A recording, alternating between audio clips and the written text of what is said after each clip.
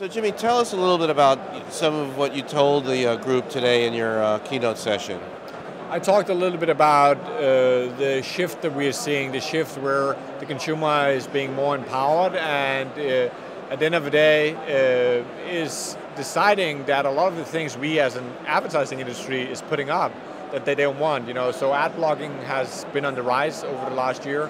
41% more people have now installed ad blocks compared to last year.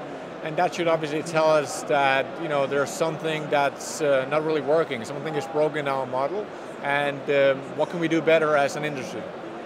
So what can we do? What can AOL do for one? No, I think one of the things that we at AOL is doing, but I also think that the industry is looking at more generally is what are the formats that are working today, right? If you look at Europe, the right-hand rail, the banners in the right-hand rail, 0.01% is clicking on them.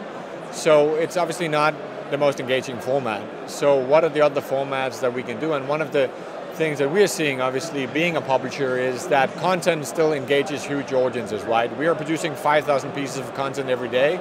We're touching 500 million people on a monthly basis.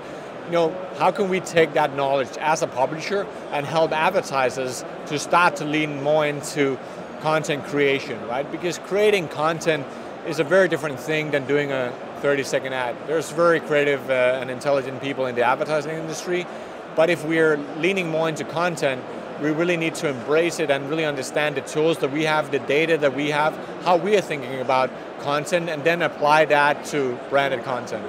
What we're seeing is that brands matters, scale matters, and obviously right now as a standalone AOL has 500 million unique visitors on a monthly basis.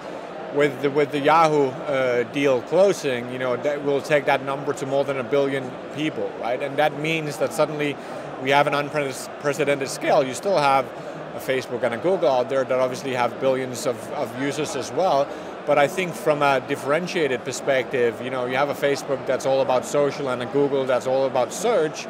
I think someone needs to go in and own the content and brand differentiator, and that's where I think we want to play, right? If you see what goes on in the ecosystem right now, content is still a super important part of it, right? In many ways, it's the social glue.